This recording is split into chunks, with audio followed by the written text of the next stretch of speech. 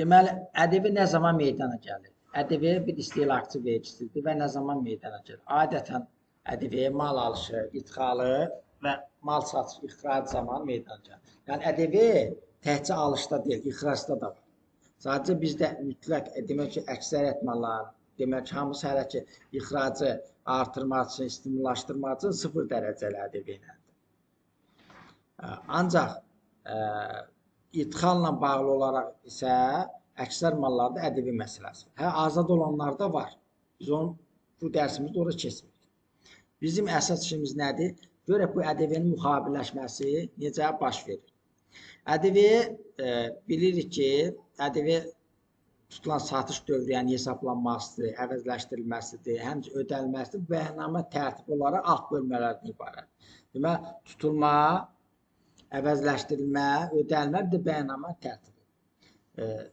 Vergi çoxundan da biz bilirik ki, ƏDV bəyannaməsi aylıq təqdim edilir, ödənişi də bəyannaməsi də aylıqdır və hər ayın 20-sinə kimi.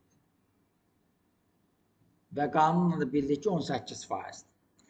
Ancaq biz bu hesabat tərtib eləmək üçün bizə iki mühüm sənəd lazım.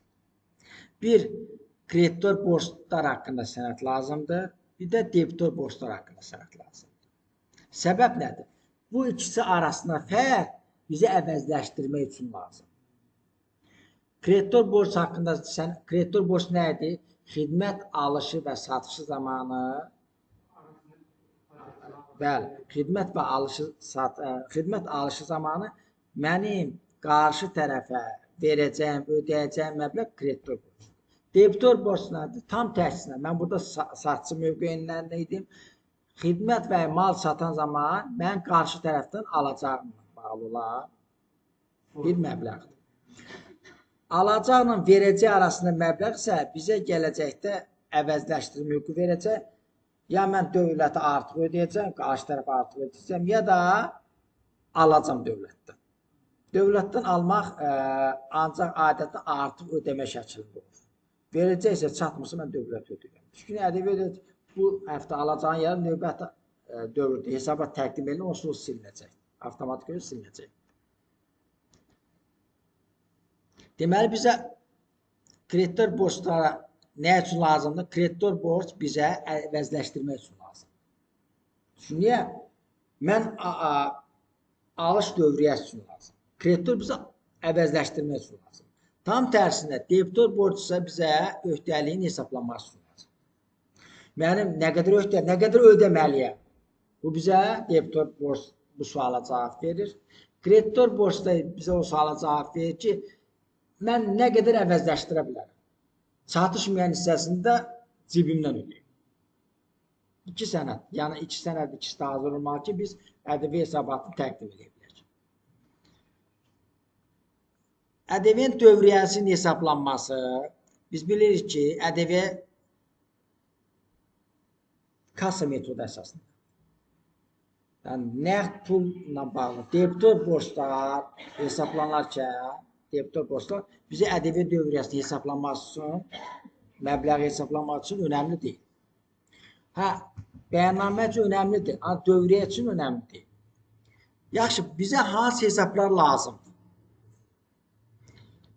Və bu dövriyyəni hesablayarkən bizə nə lazımdır əsas? Tutaq ki, nəqd pul daxil olmaz. Nəqd pul daxil olmaz, dövr ərzində daxil ola bilər. Tutaq ki, indi məsəl üçün, indi avqust ayıdır. Avqust ayında daxil olan dövrü ola bilər. Çünki avqust ayı satış eləmişəm, avqust ayı daxil olur. Elə əməliyyat ola bilər ki, mən iyul ayı eləmişəm. Ancaq onun pulu gəlib avqustda daxil. Bu da həmin anın dövriyyəsinə daxildir. Və əvvəlcədən də mənə avans kimi pul daxil olur. Bu da mənim ƏDV dövriyyəmi verir. Bizə hansı hesablar lazım? 241 nömrə hesab, bu əvəzləşdirilən ƏDV hesabıdır. 3 hesab var. 241 nömrəli hesab. Adından 241 deyəndə də ilk ağla ki, aktivlər gəlir. Biz bilirdik ki, aktiv hesablar 100 ilə 300 arası, 100 ilə 199 uzun müddətlidir. 200 ilə 299 qısa müddətli. 341 olduğuna görə demək qısa müddətdən söhbətdir. Niyə qısa müddətli adətən birlə kimi olan müddəti əhatə edənlər? İkinci hesabımız nə? Ədəbi öhdəlik hesabıdır. Yəni ədəbi öhdəlik hesabı nə zaman yaranır? Bu 521 nömrəli hesabdır. Adı vergi öhdəliyidir. Mən onu super hesab yaratmışam. Demişəm 521.1. Adı ümumi vergi öhdəlik hesabı var. 521 nömrəli hesab. Sadəcə mən super hesab kimi 521.1 qoymuşam. Bəlkə sabahsı günü mənfəət vergisi öhdəliyi yolunda 521.2 qoyacağım. Üçüncü nədir? 224 saylı hesab. Adı indiyə kimi hesablar planında baxsaz, adı müəssisənin tələblərinə əsasən açılan bank hesablarıdır. Tələblərə əsasən açılan bank hesabı. Adı belə gedir. Onun özü elə ədəbi depozit hesabıdır. 224 saylı hesab. Bəzən biraz proqram təminatları mən 226-ya rast gəlmişim. Bəli, qanunla 224. Təbii ki, 241 nömrəli hesab alış zamanı yaranır. Niyə? Çünki mən alış zamanı ədəbi ödədiyimə görə onun əvəzləşdirmə hüququm da yaranır. Aydındır. Satış zamanı isə tam tərsinə. Mən satış zamanı yaranır, mənim ədəbi öhdəliyim yaranır.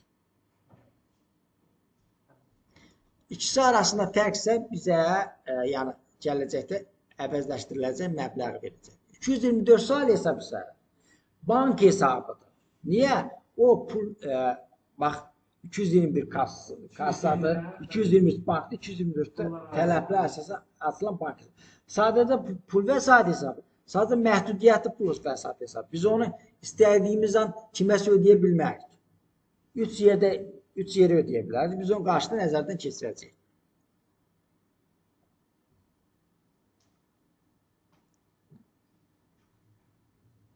Bu 241 nömrə hesab bizə nə üçün lazım? Alış üzrə dövlətə ödənilən avansı göstərir. 241 nömrə. Niyə?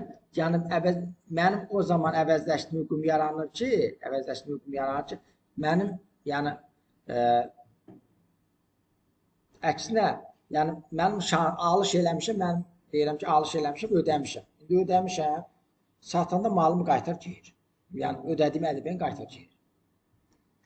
Və hesablar planda 24 saat qısa müddətli aktivlər bölməsində qeyd olunur. Aktivləri qısa müddətlidir. Bəli, pul vəsaitinin özü də qısa müddətli aktivlər bölməsindədir. Sadəcə hesablar planında adı necə? Pul vəsaitlər və ekvivalentləri gedir. Aktiv hesabdır. Nədən bilirəm aktiv hesabdır? Pul vəsait və ekvivalentlər bölməsinin qısa müddətli aktiv ondan bilirəm. Həm də hesab nömrəsinin bilirəm 200 nömrəli hesab. 521 nömrəli hesab. Ədəbi depozit hesabıdır. Vergi öhdəliyi hesabının bir sub hesabıdır. Və satış zamanı yaranmış ədəbi məbləğini ifadə edir. Və ədəbi öhdəliyi də bildik ki, adətən aylıqlı hesabatlarda, aylıqlı ödənişdə aylıqlı. Onun üçün bu da qısa müddətlidir. Və öhdəlik hesablarda 400 ilə 499 arasıdır, 500 ilə 599 arasıdır. Bu da 521 olduğuna görə biz ondan da bilirik ki, qısa müddətli hesabdır. 224 saylı hesab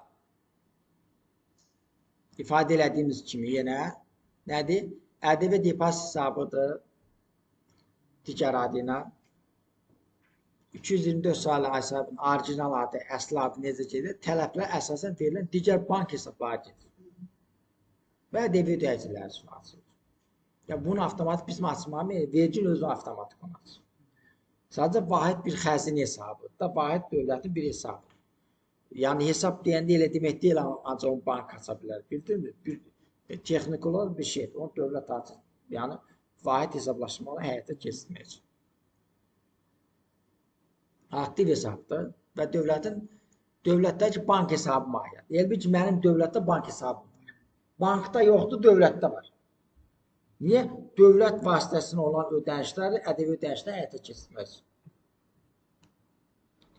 Və hesablan metodu əsasında çalışır bu ədəbi depozit hesabı. Funksiyalar nədir? bizə nə üçün lazım? Birinci funksiyası o ki, malların idxal edilməz yaranır. Mal idxal edəndə yaranmış ədəbi öhdəliyin dövlət geometrik komitəsinə ödənilməz. Mal alanda ədəbi ödəməli. Bunun üçün lazım. Ödəniş üçün, yəni ədəbi məbləğ istifadə üçün. Bunu özdə 3 dənə bölmür. Ya dövlətə pul ödəyirəm. Alış zamanı. İkinci məsələ o ki, qarşı tərəfdə mal alıram, onun ədəbi depozit hesabını ödəyirəm. Üçüncü o ki, istənilən o vergini ödəyirəm. ƏDV depozit hesabına məbləğ 3 yeri ödənirlər. Bütün vergiləri ölkə daxili bir ƏDV ödəyicisindən mal alıramsa, onun ƏDV depozit hesabına, xaricdən mal alıramsa, dövlət gömrük komitəsi. Növbəti ildən isə artıq 4-cüdə əlavə ediləcək sosial sığorta ödənişdən ödəmək üçün. Hələ ki, ancaq vergiyə aid. Sosial sığorta haqlarını ödəmək üçün də yəni 2027-dən artıq yanvardan bu məsələnin tətbiqi nəzərdə tutulur. Növbəti funksiya əvəzləşdirmə funksiyası. Əvəzləşdirməni də burada aparır. Əvəzləşdirmə funksiyasını aparmaq üçün lazımdır. Niyə? Mən artıq bəyannaməni təqdim eləyəndə artıq orada özünü əvəzləşdirir. Məsəl üçün, bəyannaməni təqdim eləyəndə artıq özünü əvəzləşdirir. Yəni, bunun əvəzləşdirmə funksiyası da var. Sabahsı günü mən vergini az hesablayanda, bilərəkdə az hesablayanda, kameriyal da, vergi də kameriyal hesablayanda, yenə də o gəlir, ƏDV depozit hesabından silə bilər. İlk öncə oradan silir. Bəli, bəli. Sanksiyanı da silə bilər. Lazım olsa orada sənə artıq ƏDV öhdəliyi hesablayırsa, onu da silə bilər. Çatışmayanda gedir şəxsi hesab vərəqəsində silir. Aydındır. Bunlarda da olmayanda gedir bank hesabına sərəncam qoyur orada silir. Yəni bank hesabına sərəncam qoyur, sən işin iflic olur və məcbursan ki, müştərilərlə, yəni banka gələn kimi o siləcək. Yəni ona görə haqlı bir səbəb yoxdursa, yəni vaxtında ödəmək lazımdır ki, yəni kameriyal bundan bağlı deyəcək, kameriyal yəni vurmasın sizə. Əvəzləşdirmə nə zaman yaranır? Birincisi, ƏDV məbləği ƏDV depozit hesabından və bank hesabından ödəlməz şərt. Yəni, qarşı tərəf ƏDV depozit hesab ödəməz, kassadan ödəsə, məsəl üçün deyirəm. O zaman onu əvəzləşdirə bilmirsin. Bildiniz? Və ya bank hesabından ödəmək mümkündür. Yəni, əvəzləşdirmə hüququn olması üçün bizə 3 dənə əsas şərt lazım. Birincisi, ödəniş haradan olmalıdır? ƏDV depozit hesabından olmalıdır və ya bank hesabından ödənilməlidir. ƏDV məbləği bank hesabından da ödənilə bilər, ƏDV depozit hesabından da ödənilir. İkinci, çalışmaq lazımdır ki, bu şərt, alt şərt olur ki, birinci hər zaman ƏDV məbləği ödənilsin. Yəni, ödəniş edirsinizsə, saat fərqi önəmli deyil, zaman, yəni dəqiqə fərqi önəmli. Yetər ki, eyni gündə həyata keçirilsin. Üçüncü məsələ odur ki, əsas məbləğ bank hesabından ödənilir. Bu ödənilməlidir. Yəni, ƏDV məbləği, ƏDV depozit hesabından, əsas məbləğ bank hesabından, bir də elektron qaymə sənədinin olması. Çünki bu 3 şərt ödənilməlidir ki, əvəzləşdirmən həyata keçirilsin. Üçü də tamamlanmalıdır ki, həyata keçirilsin. Bəs, bəlkə xaricdən biz mal alırıq. Bu zaman çalışmaq lazımdır, 2 gün ərzində ödəmək lazımdır. Yəni, məsəl üçün, öncədən 2 gün öncə ödəmək lazımdır ki, məsələn, mal gəlib çatda, mal görmüşdə qalmasın. Yoxsa xarab olan mal olur. Və qaldığına görə əlavə haqq ödəyirlər. Çünki məcburdur icarə yer götürüb malı saxlamaq üçün bir yerdə saxlayacaq. Yəni, bu da ziyandır. Həmçinin gömrük orqanı aparatından da ödəyirlər. bu aparatı gömrük orqan aparatından mümkündür. Niyə? Gömrük orqan aparatı ilə onun bank hesabı mahiyyətindədir. Yenə o əvəzləşdirmə hüququ verir. Çünki əvəzləşdirməz mütləq nəğsiz qaydada olmalıdır. Gömrük orqan aparatından anidən ödəyən kim sistemə düşür ki, o ödəyir. Gömrük orqan nəzarət edirsə, onun bank hesabı mahiyyətində. O da aparatda ödəsə bir nəğsiz hesab. Bank hesabını ödəmək olar. Bank hesabını biz necə bilirik? Mal gələndə ödəmək lazımdır. Ki, gömrükdən buraxsınlar. Çünki ödənməsə, yük gömrük bəyanatı tərtib edilməyəcək, malı buraxmayacaq. Ona görə də öncədən ödəniş tapşırıldı ödəyəndə, təbii ki, xaricdən mal gəlirsə, beynəlxalq ödəniş tapşırıldı. Orada invoisin nömrəsi təyinatı doğru yazmaq lazımdır. İnvoisin tarixi var, müqavilənin tarixi var, malın avans kodu var, hamısını oraya yazılır. Yəni, təyinatı dəqiq yazmaq lazım. Ki, orada sənədlərlə, o təyinatla sənədlər uyğunlaşdı olsa ona, yəni, problem yaratacaq.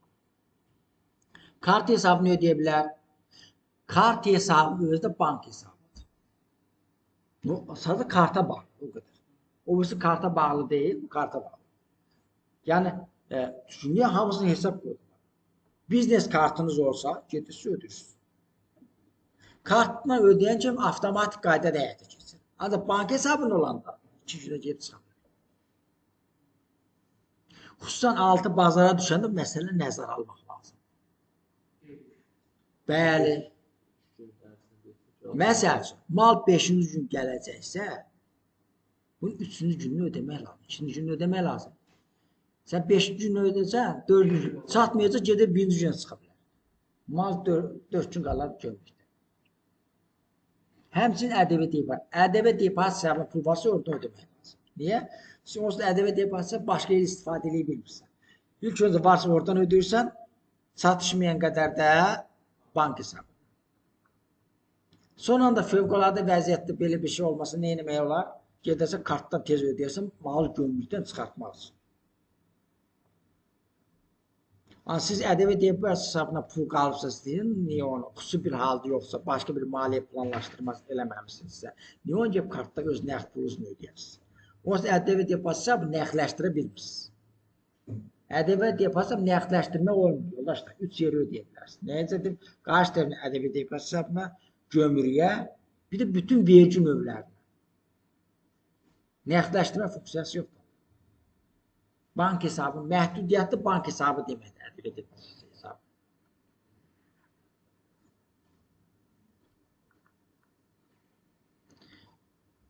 Burada münasibətlər nə ola bilər? Birinci ola bilər ki,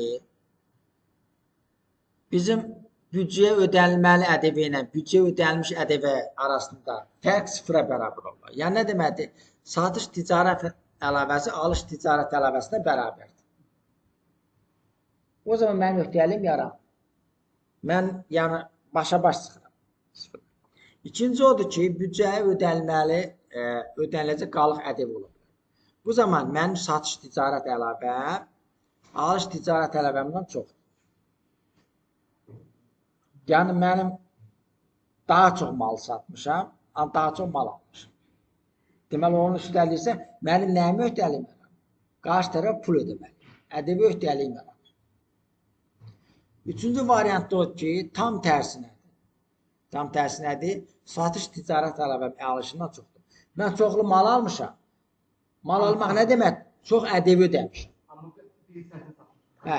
Ancaq satışda isə daha az satmışam. Deməli, mənim alacağım daha çox mal almışam.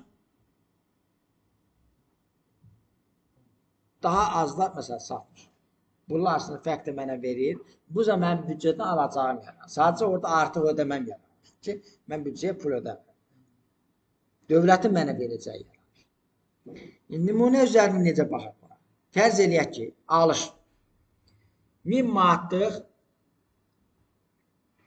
alış ƏDV-də necə olur? 1000 manatlıq alanda 1000-i vururam 18, elə 180 manat. Satışda da 1500 manata satıram. Nə qədər eləyir? 270 manat. Bu ikisi arasında fərq nə qədər edir? 90 manat. Ya yəni 1500-ün 1518% çıxar, 1000-in 18%. 90 manat. 90 manat büdcəyə ödəməliyim. Niyə? Çünki mən alanda cəmi 180 ödəmişəm. Satanda da mənə ödənilibdi 270. O 90 mənim pulum deyil. ƏDV-də olan pulun mənə aidiyyəti yoxdur. Sadəcə mən tutub ödəyirəm. Məsələn, tutaq ki, mən sizdən 180 manat mal almışam. Rəsiz 270 manatlıq da məsəl üçün mən sizdən mənə daxil olubdu 270 manat. Mən sizə 270 manatlıq mal almışam. 180 manatlıq sizə mal vermişəm. Mənim yerinə sizə 90 manat verəcəyəm. Ona görə də mən əlavə büdcəyə ödəməliyim. Yəni, başa düşdünüz? Satan mal nə zaman oldu? Satış alışdan artıq olanda olur. Satış mı?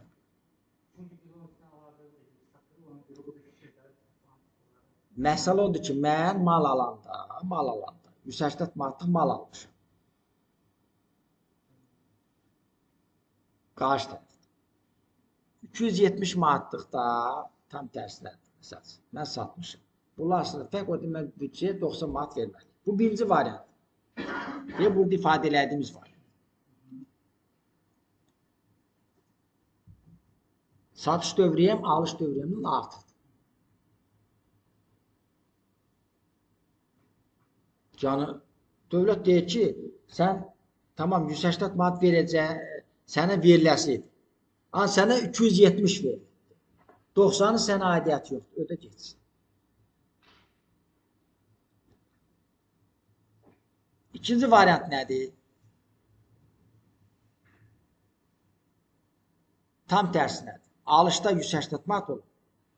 Satışda 90 manat. Bu zaman büdcədən alacağım yaranır. Yəni mən 90 manatlıq, mənə 90 manat ƏDV daxil olubdur. 180 manat da mən ödəmişəm. Deməli, mənim alacağım yaranır. O birisində tam tərsinədir.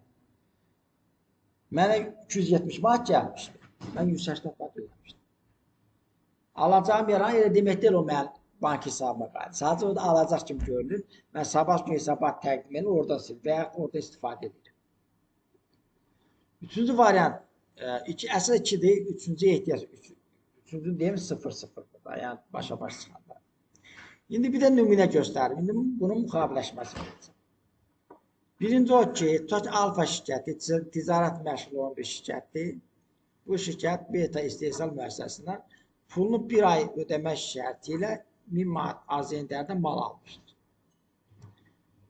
Hər ikisi də ƏDV ödəyəcək. Bu zaman ƏDV aşağıdakı kimi hesablanacaqdır. Baxın. ƏDV-nin də əsas məbləği üzrə debitor borcu olur. ƏDV məbləği üzrə debitor borcu olur. Əsas məbləği üzrə kreditor borcu olur. ƏDV məbləği üzrə kreditor borcu olur. Niyə? Çünki artıq əsas məbləği gəndə ƏDV-nin də yanında gəlir. Bunun müqaviləşməsi necə? Biz bunu bilib, bu standart. Ki 205-nə 531 nömrə hesab ƏDV-siz olanı bu cür olur. Bu əsas məbləğə kreditor borc yaranır. Növbətdə nə baş verir? Bu 241 nömrəli hesab. 241 nömrəli hesabda necə baş verir? Bu zaman mən mal aldığıma görə 180 manat nə edirəm? Pul ödəyirəm. Rəsi. Bu zamanda mənim əvəzləşdirmə hüququm yaranır. Əvəzləşdirmə hüququ nə zaman yaranır? Mal alanda yaranır, mal satanda yox. Mal satı əksinə verəcəyim yaranır. Niyə? Ticarət tələbim artıb axı, satışım artıb. Bu zaman mən əvəzləşdirmə hüququm yaranır ki, ey dövlət, ey orqan, ey müştəri, mən buradan 180 manat mal almışam, 180 manat ödəmişəm. Nə zaman ki onu satacağım, o zaman 180 manat geri. Demək, hüququm öncədən yaranacaq, əli istifadə eləməm. Sonra mən 1000 manatlıq malı, 1000 manatlıq mal nə olur? Yəni 1000 manatlıq mal mənim üzərimə kreditor borcundan, ƏDV kreditor borcunun birlikdə neçəyə başa gəlir? 1180. Bu məbləğdə gələcək satış zamanı əvəzləşdiriləcək. Yəni şirkətin öhdəliyi azalacaq.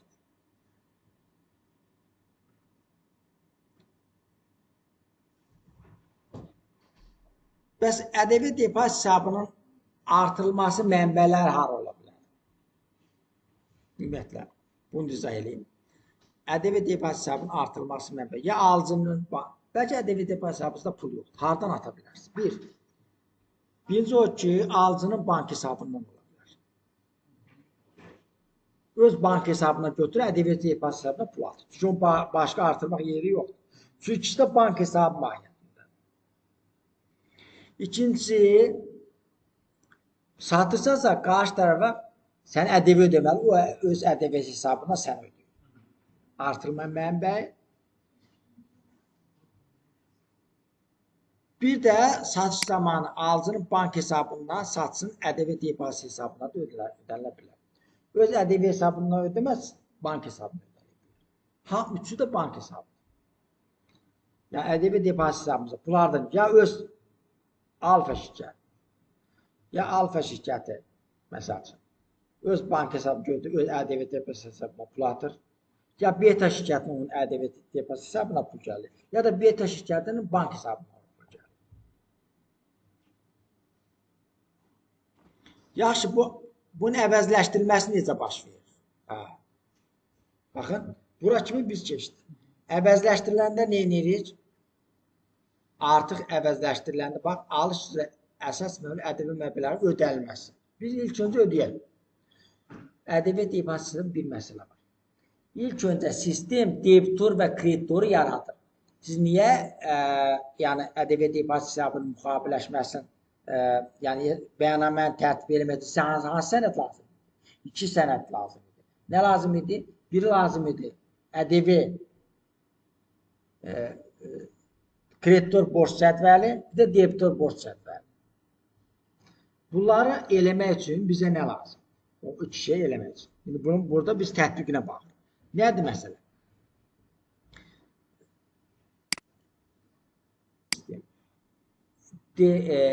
Hesablama metodu əsasında işləyir. ƏDV də bir işləyir. ƏDV-nin ilk alanda, yəni mühasibə otçotun olduğu aktivlərin yer dəyişməsi kimi olur. Bunu deyil. İlk öncə sən alış eləyən kimi avtomatik sənə kreditor borc yaradır. Satış eləyən kimi də debitor borc yaradır. İndi biz alış elədik. İndi alış eləmə elə demək deyil, ödəniş eləmişik. Yuxarıda dedik ki, burada baxın, ticarət malı və 531 kreditor borcu. İndi bunu ödəməliyik axı. Kreditor borcu açıq qala bilməz. Ödəyib, bəli, öhdəlik tuş deyirəm axı. Bank hesabını ödəyirəm, kreditor borcu qapıyıram. ƏDV depozit hesabında nə edirəm? Pulum yoxdursa, bank hesabından buraxıram. Pulum varsa, pulum olsaydı əgər, fərz eləyək ki, olsaydı, buna ehtiyac olmayacaq. Aydındır, pulum olsaydı. İndi fikirləşdim ki, bəlkə yoxdur. Onca yuxarıdakı izah elədim ki, 3 şeydən. Olsaydı bu cür eləyəcəkdir. Mən ƏDV depozit hesabından da qarşı tərəfin ƏDV depozit kreditor borcunu ödəyəcək.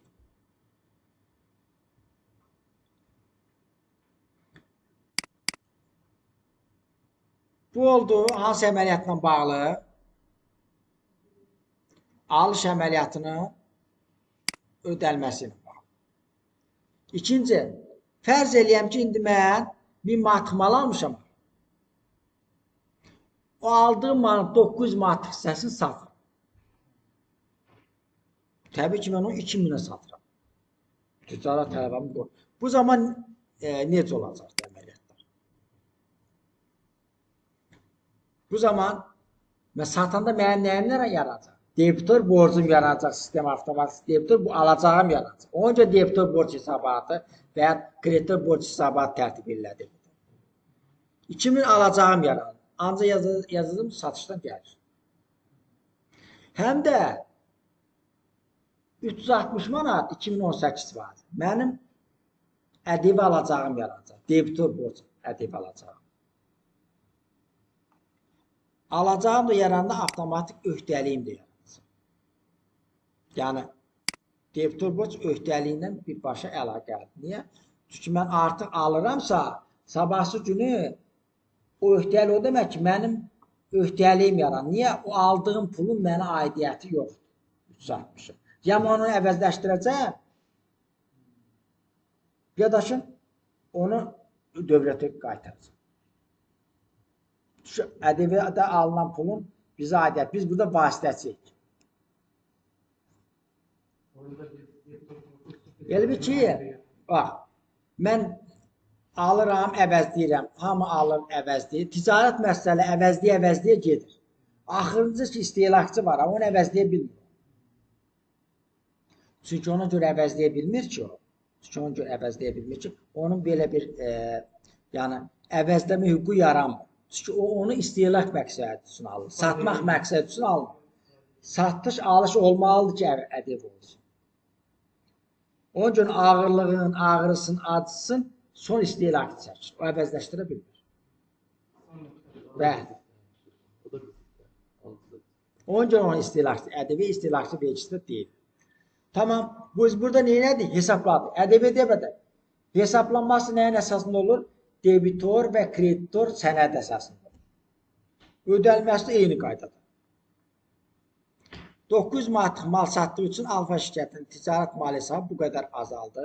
Təbii ki, SMMDS də bu qədər artdı. Ambardan mal çıxdı.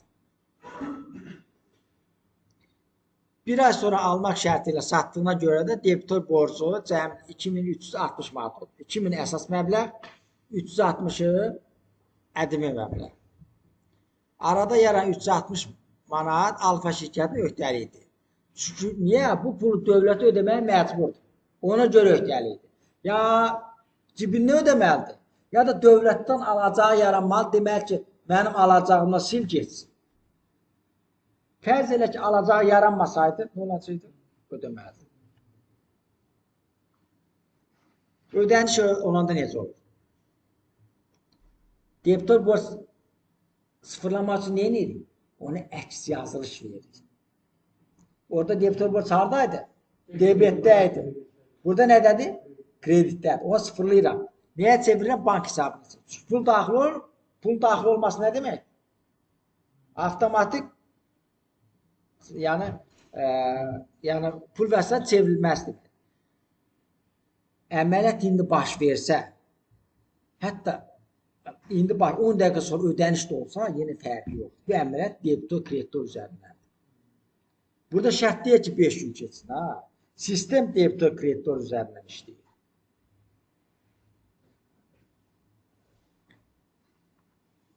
Debitor borc ƏDV sıfırlayırıq nəyin hesabına? ƏDV depozit hesabının hesabına. ƏDV depozit hesabı nə deməkdir? 224 saylı hesab deməkdir. 224 saylı hesabında mən aktivim deməkdir. Yenə aktivim gəl qalıb. Yəni, tarazda olur, bir öhdəli hesabı, bir aktiv hesab. SMMD-nin də yenə qaydada 701 nömrə hesaba silir. Bunu yaddan çıxartmaq lazım deyil. Təbii ki, biz bu xərcə silməlidir. Alışı da izah elədik, satışı. İndi keçirik əvəzləşdirmə. Bunu əvəzləşdirməsi necə baş verəcək? Təbii ki, biz bu ana kimi 180 manat mal almışam dövlətə və qarşı tərəfə ödəmişəm. Mən ödəmişəm. 360 manatlıq isə mənə gəlibdir. Deməli, bu ikisi arasında fərq nə olur? O 90 manat 180 ortası ikisi arasında 180 manat fərqi 360 çıxır. 180 mənə aidiyyəti yoxdur. Dövlət deyir, sən artıq pul gəlir və qarşı. Onu sən aidiyyəti göndər mənə. O aldığın pul sənə aidiyyət. Sadəcə mən o pulu müəssisədə sənin əlinlə almışam. Bildiniz nə deyir? O pul mənə çatarsın. Deyir, öz payın nə qədər 180. 180 mənə göndər mənə. Tərsinə də ola bilərdi. Bəli, o tərsinə olsaydı o zaman mənim dövlətdə alacağım yaranacaq.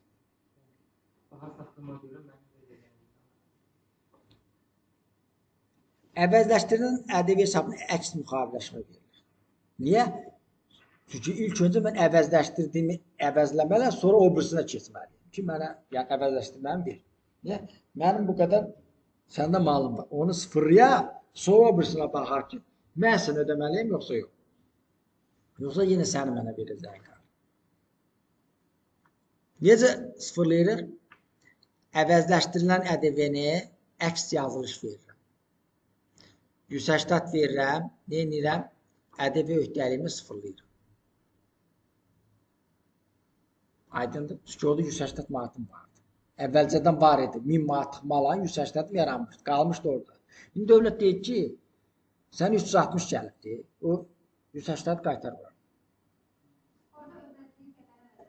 Bəli. Bəli, 180 yox, məsələn o 240 əvəzləşdirə bilməz, məsələn. Bəli. Çünki ona 360 manat pul gəlir. Bəli, onun artıq olmaz. İkisi arasında fərq, yəni tam tərsini olsaydı, məsələn, 180 manat mən ödəmişdim, 90 manat az satış eləsəydim, 90 manat alacağım yaransaydı, məsələn, 90 manat alacağım yaransaydı, nə baş verəcək? Mən dövlətdən alacağım yaranır. Şəxsi hesabda rəqəmdə 90 manat artıq düşəcək.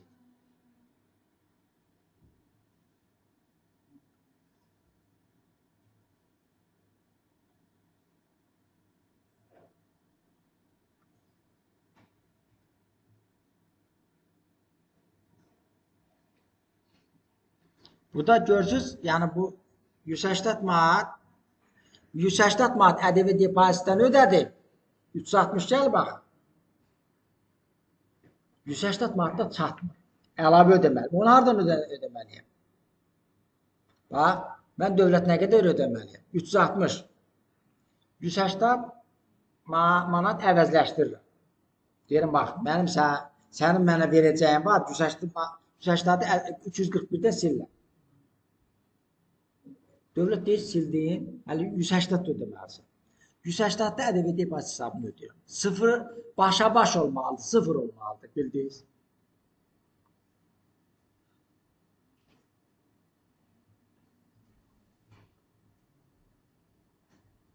Bura kimi aydındır deyirlər. Yəni, sıfır olmalıdır. Dövlət deyir ki, mən sənə 360 ödəmişəm, məndən sənə 360 pul gəlib. Sən də mənə 360-ı qaytarmalısın. Mən də əvəzləşdirmə hüququm keçmişdən vardı 180. Oradan ödəyirəm. Dövlət deyir ki, 180 ödəyir. 180 deyirəm, 341 nömrəli hesabında yoxdur. Gəlirəm, hardan ödəyirəm? Yenə 224-dən ödəyirəm.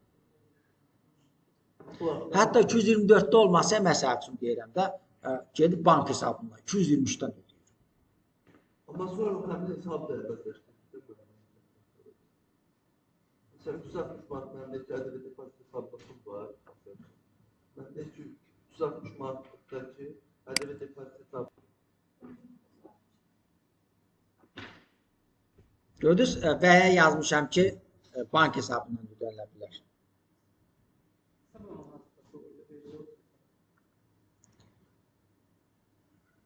Və bunu ümumi olaraq da belə də göstərə bilər. İndiyə kimi izah elədiklərimizi, indi isə toparlayaq görə necədir? Baxın, ümumi belədir. Alışın müqabiləşməsi bu cür.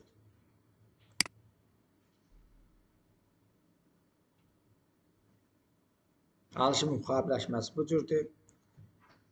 1000 manat mal almışam, 180 manat artıq əvəzləşdirmə hüququm yaranıbdır. Sonra ödəmişəm bunları. Alış əməliyyatı belə. Satış əməliyyatında eyni qaydadadır bu cür. Bu da bizim satış əməliyyatının müqabiləşməsi. Eyni qaydadadır. Fikirversə buradan xəttləmişəm bu debitor borclarının üstdən. Niyə? Artıq mən satan zaman debitorum yarandı, debitor borcum yarandı, avtomatik ödəndiyinə görə bunu əks yazılış verir.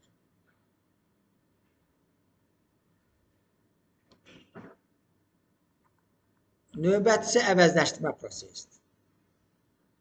Əvəzləşdirmə prosesi isə bu cürdür. 180 manat ƏDV 341-dən ödəyirəm. Qalan, yəni 180 manat isə ya ƏDV depozit hesabını ödəyirəm, ya da bank hesabını. Sonda isə bu avans, alış üzrə avans ödəniş edildikdə isə bunun müqaviləşməsi də yəni bu cür formada olur. Yəni, avans formasında olsa belə o 243.1 nömrəli hesaba görür. Yəni, avans ödənişi o varsa.